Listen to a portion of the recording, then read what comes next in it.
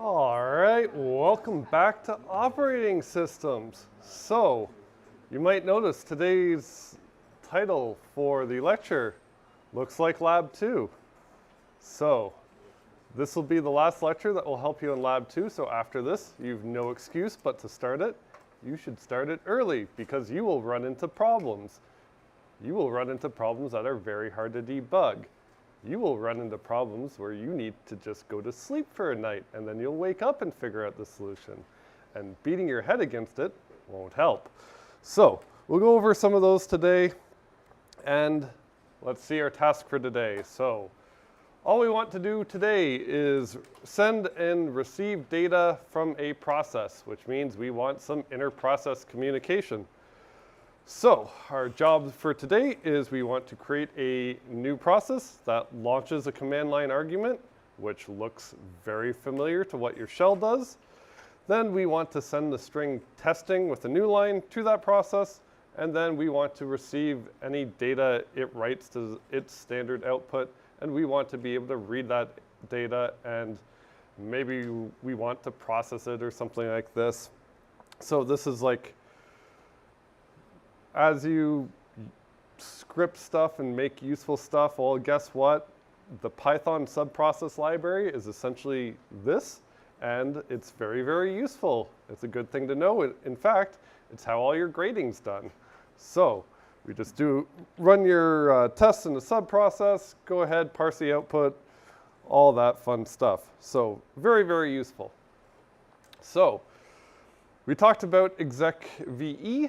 Exec.ve is kind of a pain in the butt because we have to give it, a whole path to a file. We also have to make an array of C strings, which is kind of annoying. So there is this more convenient API, which is just a C wrapper for the exec.ve system call, but it does some nice things for us. So what this does is, well, it behaves like exec.ve. It will return -1 on failure, set error no, all that stuff we know that the C standard library does. And if it's successful, it does not return because this process starts executing a different program. So the nice things about it is that this first argument here, it doesn't have to be a path. It can just be a name of a file, and it will search the default directories for you. The default directories are indicated by this path environment variable. Basically, it's always set, and we can just have it search the default directories for us. And then instead of making an array of C strings that has to be null terminated, we can just pass the C strings as arguments, as many as we would like here, and just end it by null. So that way we don't have to actually create an array. So this saves us a bit of programming. It's more of a convenience. The final APIs we need are dup and dup2. So they return a new file descriptor if they're successful. Again, -1 on failure, set error no, all that good stuff. And what these do is essentially create a new file descriptor that points to the same thing that old FD is pointing to. So if you say, I don't know, dup0, well, you'll be duplicating whatever file descriptor 0 currently points to and creating a new file descriptor. So if the default 0, 1, and 2 are open, you'd get file descriptor 3. So file descriptor 3 and 0 would refer to the same thing. There is a more convenient one called dup2, and what that will do is take whatever old FD is pointing to and make this number, whatever this new FD is, it will make that number also point to it. So you get a bit more, you can target what file descriptor you want to replace. So for this one, if new FD is already open, it will go ahead and close it for you, and then duplicate old FD so that it points to the same thing as this number in the process. Remember, file descriptors themselves are independent to a process. So this might look a bit confusing now, but we'll see. And the reason why we might want to separate this into 2 steps is because dup2, it atomically closes that new FD argument if it's already open, and then we'll replace the other one. You could just do a close and a dupe, but you're not guaranteed that after you close, something else doesn't open it, and then that number is now in use, and you're kind of screwed. All right, so that's it. Yep. Oh, so atomic means that it will close and duplicate it essentially in one step. It can't get interrupted in the middle. So right now, that's not important to us, but later on, it will be. Yep.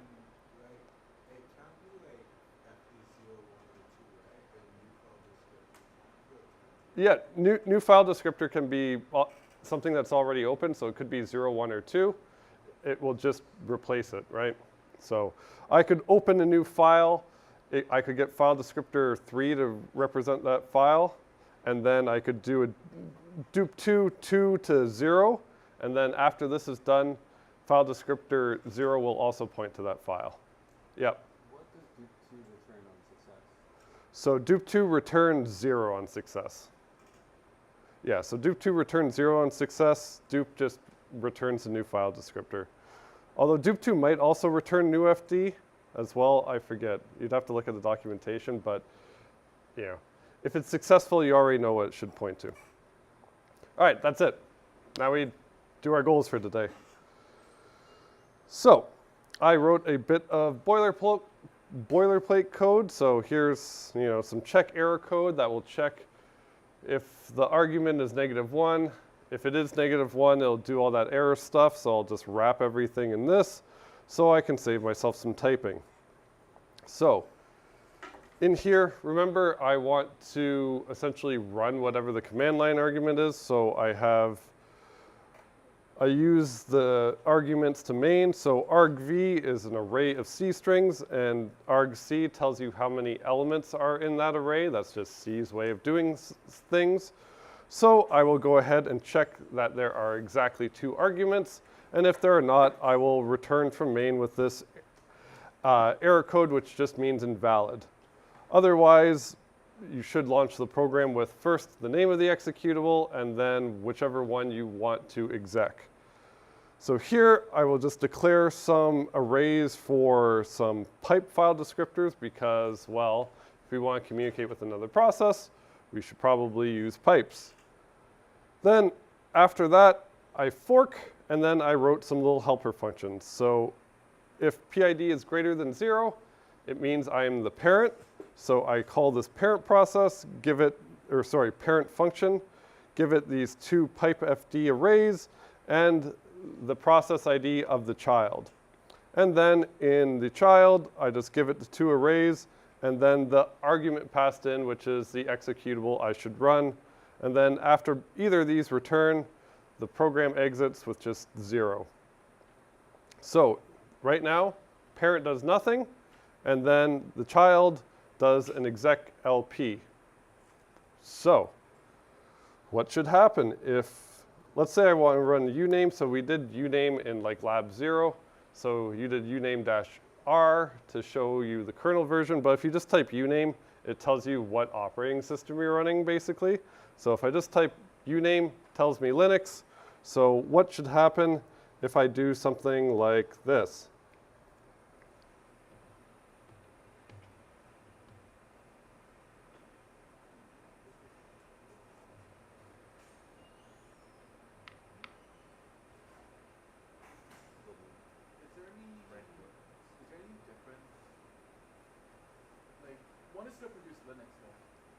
Yeah, it should just still print Linux, right? Whoops. Prints Linux. Wasn't a trick. But that's coming from the child process, right? The parent process is just returning immediately, doing nothing, exiting. So that actually came from the child process, not the one I ran. Sorry? Yeah, and it does currently, may leave an orphan or a zombie that becomes an orphan. Because was I a responsible parent yet? No, so we should probably fix that later, but usually that comes last. People don't notice it, so good on you. All right, so first part is I want to capture some output from that process. So I should probably do it with a pipe. So I will go ahead and create a pipe from out pipe FD. Out pipe FD. So if I do that, I create a pipe and then I fork. So both the parent and the child process will have some file descriptors open. Likely file descriptor 3 would be equal to would be equal to out pipe FD0, which is equal to the read end of the pipe. And then file descriptor 4, which is out pipe FD 1, which is the right end of the pipe. Right? Cool. So if I fork, both processes should have them. So if I want to capture the output of the child process, what should I do here?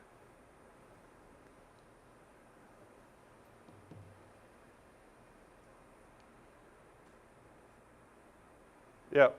Duplicate standard output to the right end of the pipe. Yeah, so I would duplicate standard output to the right end of the pipe. So dup2, so the right end of the pipe is out pipe FD1, and what is standard output?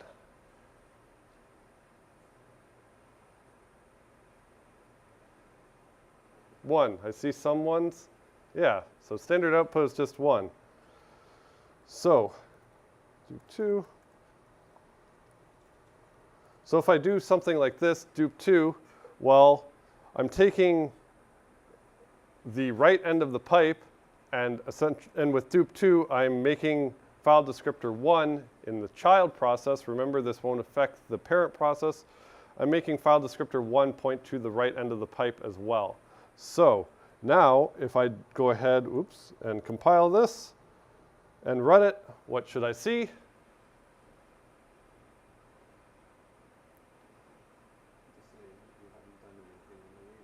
Same?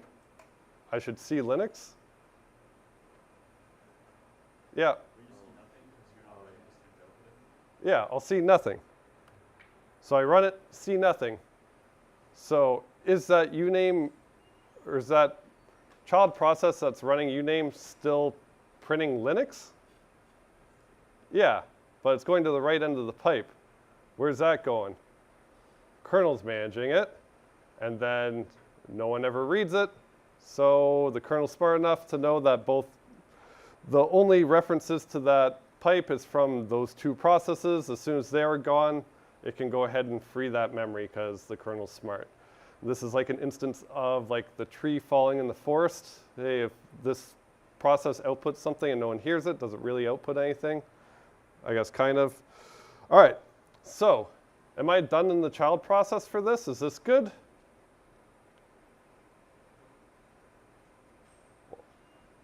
Or should I heed my own advice? So, am I done with file descriptor 3 and 4?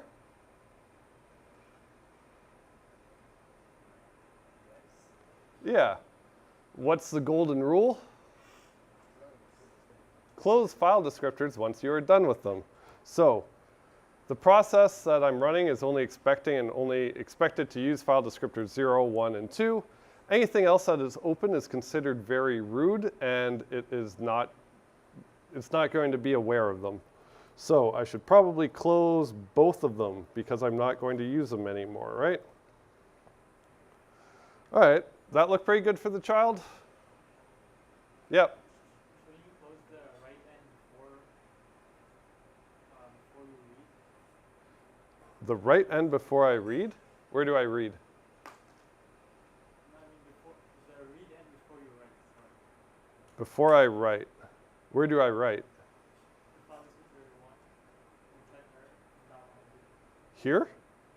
So, like I should move this one up or this one up?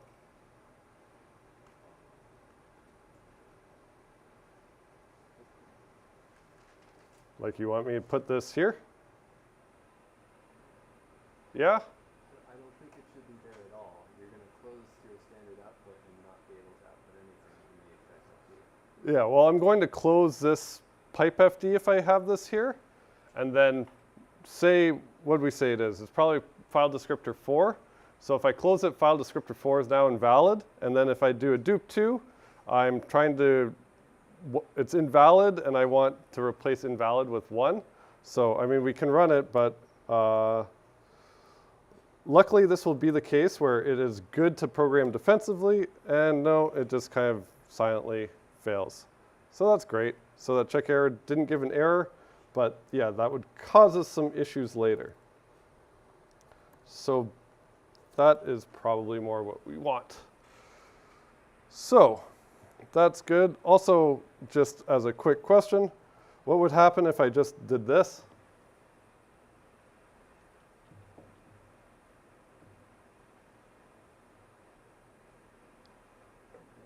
You wouldn't have the pipe in both.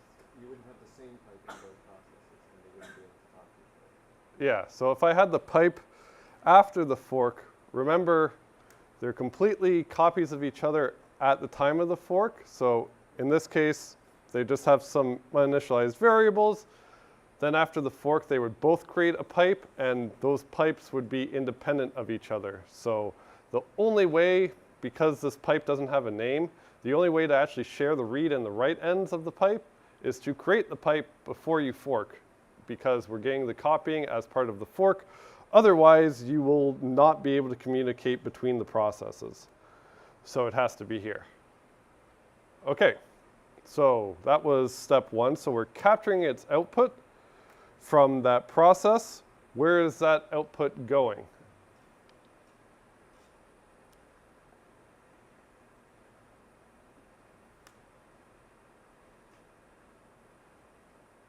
Yep. Yeah, some memory managed by the kernel through the right end of the pipe, right? So how would I access that information in the parent process? Read. Read what? The read end of the pipe? Yeah, read the read end of the same pipe. That way I should be able to get some information out of it.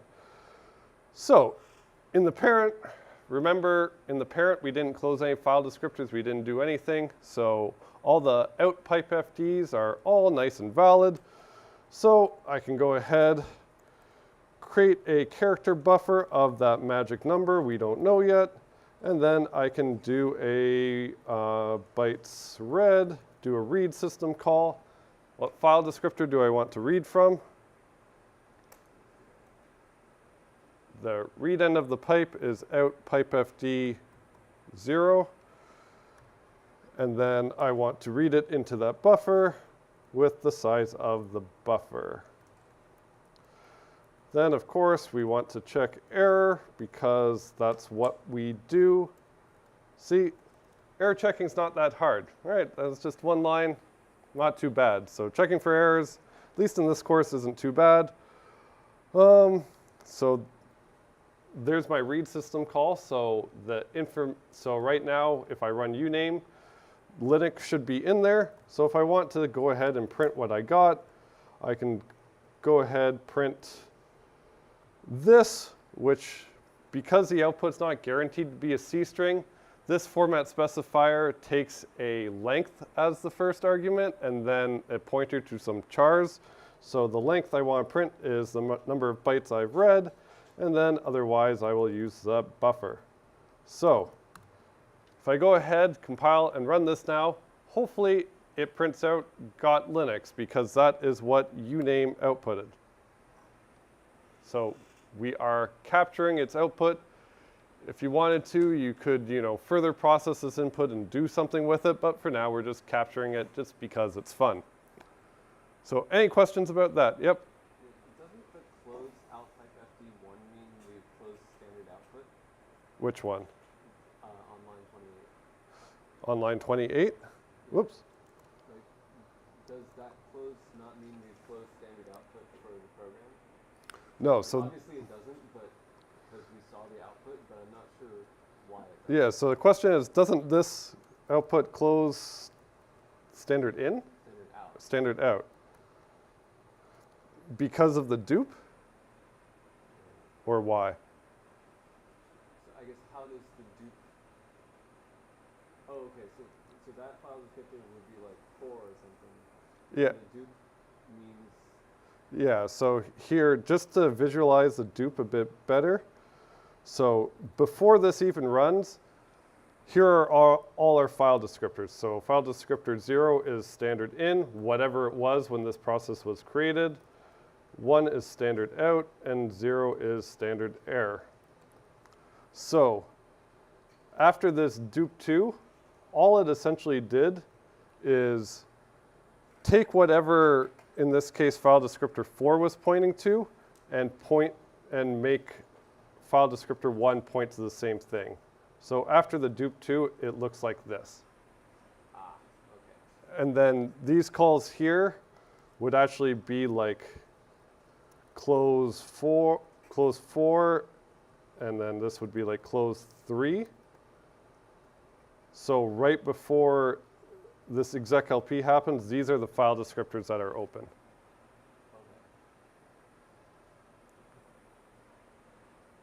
That makes sense to everyone? Okay, cool.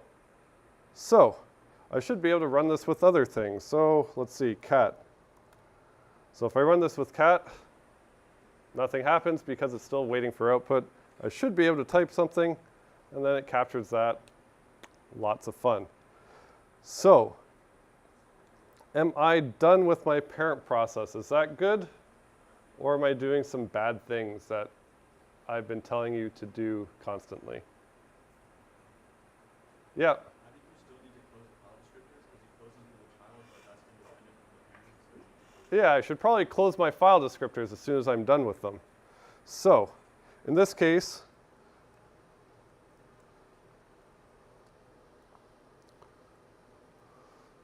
my advice to you is to close them as soon as you know you don't need them. So this parent process will never use the right end of the pipe, so it should close it immediately. And then here it reads from the read end of the pipe, and then after it's done reading from the read end of the pipe, it should go ahead and close that after it's done with it. So that looks a bit nicer. That should work. Great. And I'll also get rid of a compiler warning.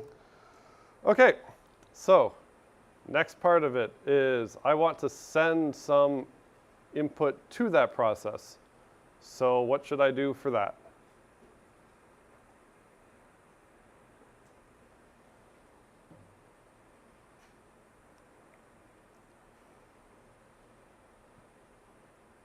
Yep. Another pipe and dupe. Yeah, another pipe. Another pipe, and I should probably just, I already created one for you. It's called inpipefd. So for inpipefd, I want to write data to it, and I want my process, my child process, to read from it. So let's go ahead and do the reading first. So in the child process, I should probably do more or less the same thing, right? So let's do the old programming 101 thing to do, and we do some copy paste with some replacement. So is that good?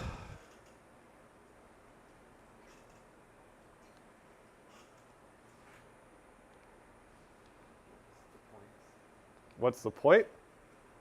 Yeah. Sir, can we not use like one pipe for like both data transmissions? Yeah, so there's a question, can we not just use one pipe for both data transmissions? And essentially for that, you can create a loop because you don't know which one should be reading and which one should be writing at any given time. So very bad things can happen. So we might make a bad thing happen if we have time. Yeah. Is that you're duping both of them to file descriptor 1? Yeah, I'm duping both of them to file descriptor 1. What's the purpose of this in pipe? I want this process to read from it, right? So if I want it to read from it, is this right? This should be 0. And is this right? Is this the read end or the right end of the pipe? Right. That's the right end of the pipe, so this one's wrong too. So this should also be 0, right? Okay, so everyone agree that when the child executes, our file descriptor should probably look like 0 is the read end of in pipe, 1 is the write end of out pipe, and then 2 is, whatever standard error was. Right? So our child process is good, all done. Wow, no one's really confident at all today. That looks all right. Let's keep it as is.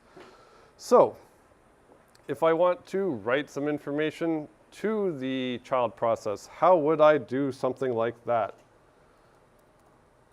Oops.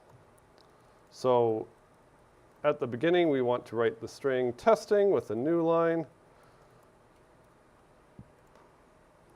So if I want to send that to the child process, how do I do that?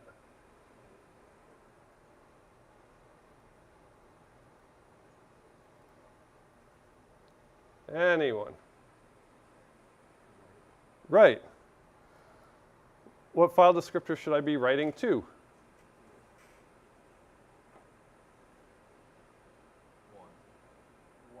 One. One? Okay. Message. Str length message.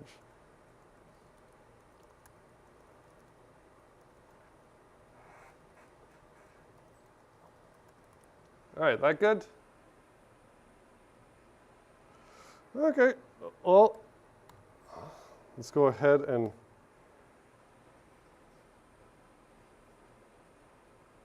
whoops.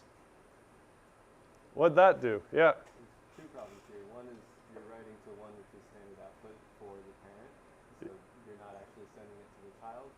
And two is the child isn't actually reading from the in pipe either. We've just replaced standard input with it, and uname doesn't read standard input. At least as far as I'm aware. There. Is that? So if I do that, I see testing, and then it kind of dies. So I screwed something up. What did I screw up? So, well, the first part of this comment was correct. So this write was actually 1 in the parent is its standard output. I didn't screw with that file descriptor at all.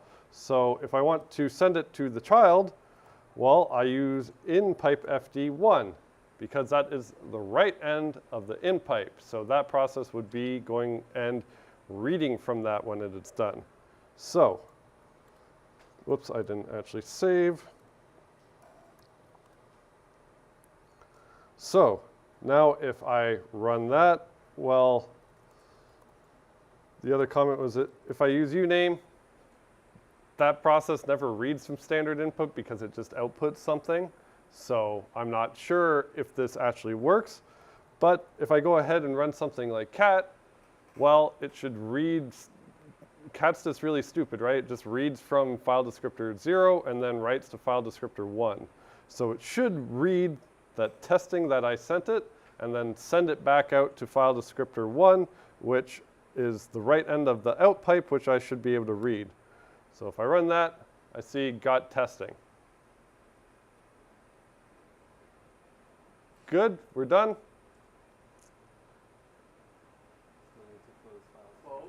Yeah, we need to close some file descriptors. So if I want to close them as early as possible, I should probably move that one up. And then I never use the read end of the out pipe. So I should close that immediately. And then I should also close it after I am done writing to it. Like that. So that looks a bit better. So that looks a bit better. Cool. What else did I forget to do? Wait for the child. Yeah, wait for the child. We were not good parents, so we should be good parents. So where should I wait for the child process? Anyone want to give me a line number? 26. Wait, hold up. Probably after we read after we read from it here At the end here. That's what I feel like. at the end. All right. That's correct. So we will go ahead and wait for it. W status. Actually, I'll use wait PID just to get rid of a compiler warning because we have the child process in. So child, W status, no options, check error.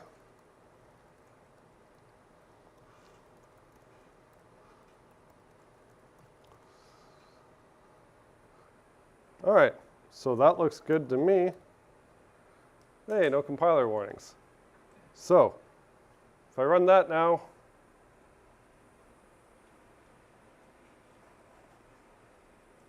looks pretty good, right? Looks like it. All right, so does it still work now?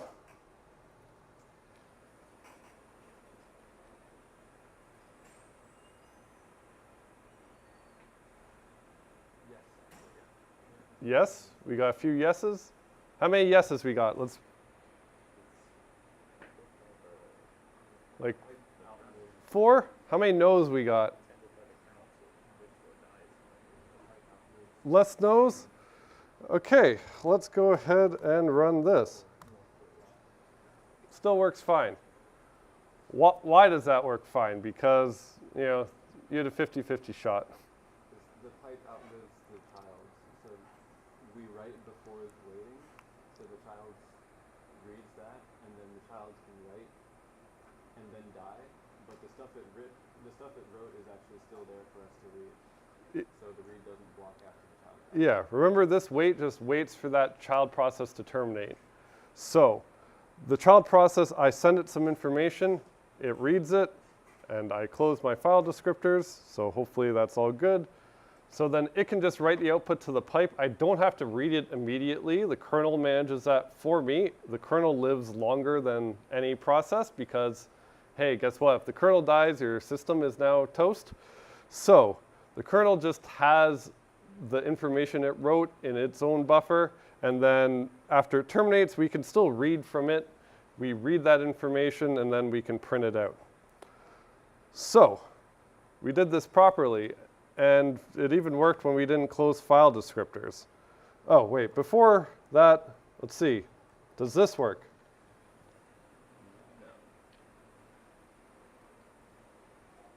Killing the child before you tell it anything. It doesn't kill the child. That will be a deadlock.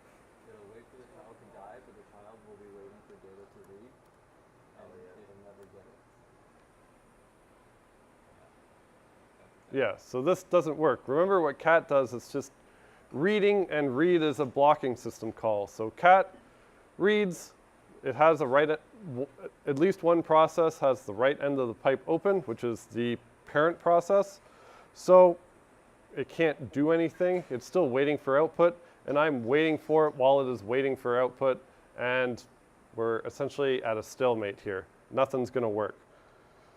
So I can press Control C, and by default it will die.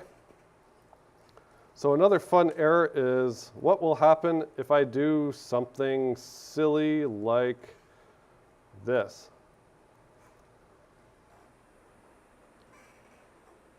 And remember, this is one line, one pesky little file descriptor. Nothing bad could happen, right? Well, same thing. This is lab 2. This is what will probably happen to you if you do not listen to my advice. So, start lab 2 after this, and again, if you run into things like this, go to sleep because you probably messed it up. So you will be creating child processes. They should only have 3 file descriptors open, 0, 1, and 2, and you should close them in the parent as soon as you know they are not going to be needed anymore. So this is actually a harder case because we're communicating directly with the children. Lab 2, you don't really have to care what they do. but you do have to mess with the file descriptors. So in that case, if I comment this out, then the parent still has the right end of the pipe open. The child process wouldn't return 0 from read. It would just sit there waiting for more output. The kernel is not going to know that no output is possible because my parent process still has the right end of that pipe that it is listening to open. So that will cause me they'll just be at a stalemate. So, yep.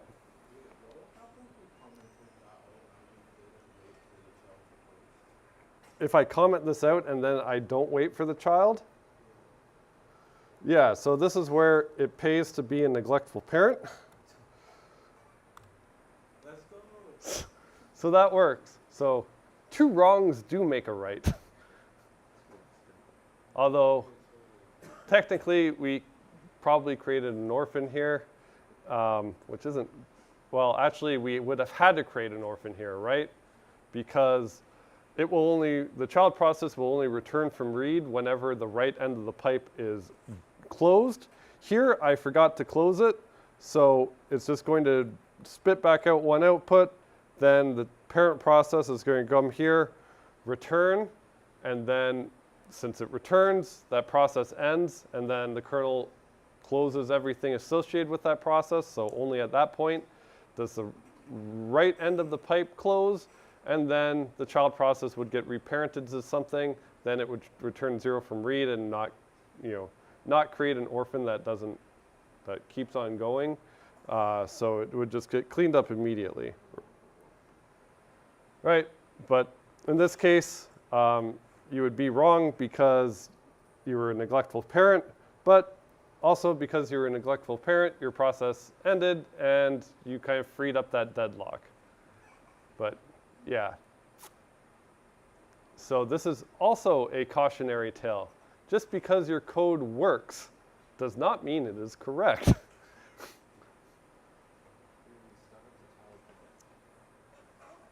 All right, any other questions here?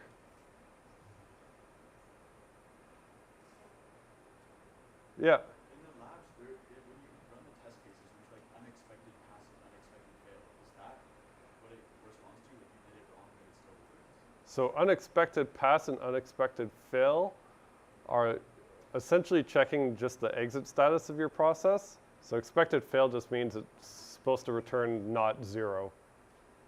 So that's what it means for the test cases. They do something kind of like this, but as you have probably figured out, writing test cases is harder than writing the labs. Since, yeah, you can do some creative stuff. All right, any other questions, comments, concerns?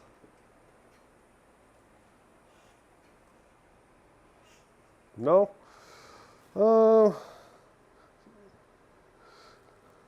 So there was one question, I'll try and illustrate it quick, of like using the same pipe for both things. So if I'm being artistic here, let's say this is a pipe. So this is like the right end of the pipe, you fill it up. This is file descriptor at index 1, and this is the read end of the pipe that you can get data from. So if I have something like this, and I'm trying to do this 2-way communication with a single process. So say this is my child process. Say it's like cat. Well, I'll draw its file descriptors here. 1. So essentially, if I connect 1 to this end of the pipe, and then only use the read end of the pipe, well, that would have to go here, which already starts to look wonky. And then if I want to send it information, well, the parent process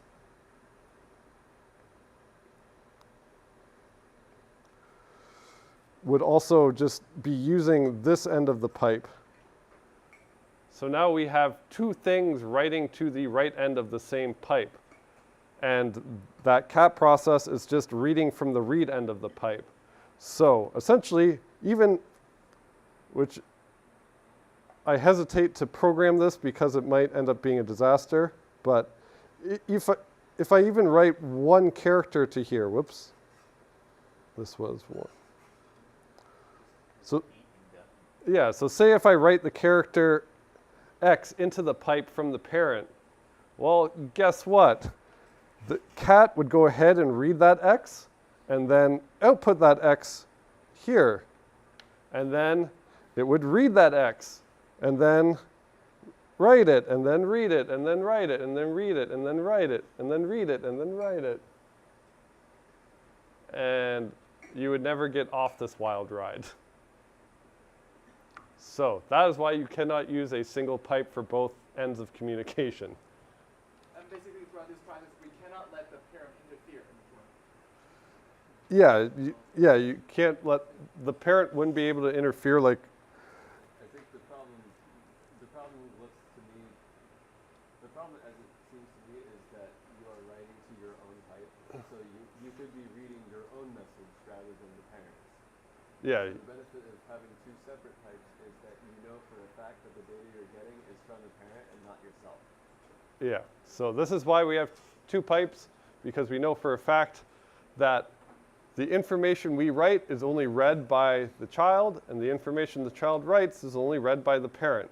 There's a clear separation of who is the receiver in that communication and who is the sender of that communication, which is why pipes are a one-way communication channel, which means one receiver, one sender. In this case, where we have one pipe, we would have two senders and also two receivers, because also the parent would want to read, and it's just complete chaos. All right, any other questions? Yep. Sorry, so like, so in the previous examples that we have like examples for the past 3 minutes. Yeah. So it's like, so what exactly happens in terms of the two pipes? So like, when we are like writing into the thing, like which one are we actually writing into? Yeah, Or so, both in and out? so how we have it set up now is, let's see how artistic I can get. So we have two processes and two pipes. Let's see. So here's my in pipe with 1 and 0. And here is my out pipe with 0 and 1. Same thing. So in this case, my child process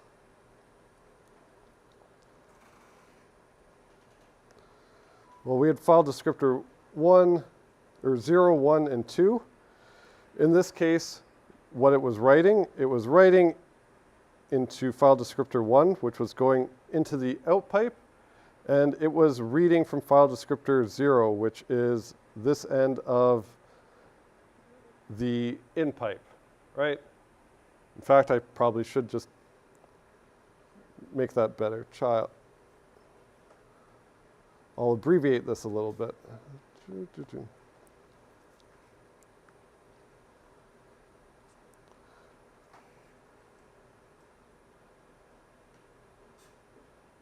So that's what was going on if you want to draw pipes with the child, right? It was reading from the in pipe and then outputting to the out pipe. And then in the parent process over here, well, I was feeding data into it from this in pipe, right? And then whatever happened to it, the child read it from its file descriptor 0 and then outputted to file descriptor 1, which went to the out pipe. And then in my parent process, I just read that information out of the read end of the out pipe.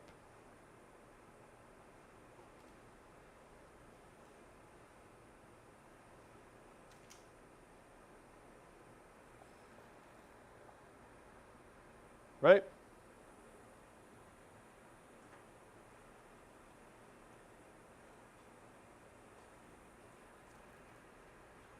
Yeah, so the child just read in from the in pipe and then outputted to the out pipe, and you just do the reverse in the parent. So in this case, when I sent the string testing, actually testing started over here when I wrote to it, and then it, you can think of it as it traveled through the pipe, and then when the child process read from file descriptor 0, it read this testing, and then, well, in this case it was cat, so it wrote testing out to file descriptor 1, so it went into the out pipe, so now this is in the kernel's memory, and then when the parent read from the read end of the pipe, well, it went into the parent's memory, and it got the string back again. So it just had a roundabout journey through some processes. So then, like in the terminal printing, like dot testing, like when is that? When does that happen? Is that like in the? So the got testing was after I read from the read end of the out pipe, and then I just printed whatever I received from that pipe. Oh, So because it was cat, I sent it testing, it wrote back out testing, and then I read that. Yeah. If I did something else, like I did, uname or something like that, well, it doesn't read anything from standard input. I would have still fed it data, but it just doesn't ignore it. It just ignores it, doesn't use it, and then carries on and still prints the standard output and terminates, and then I read its output. All right, any other questions? All right, cool. Then I will be here for other questions for like the 4 minutes. So just remember, pulling for you. We're all in this together.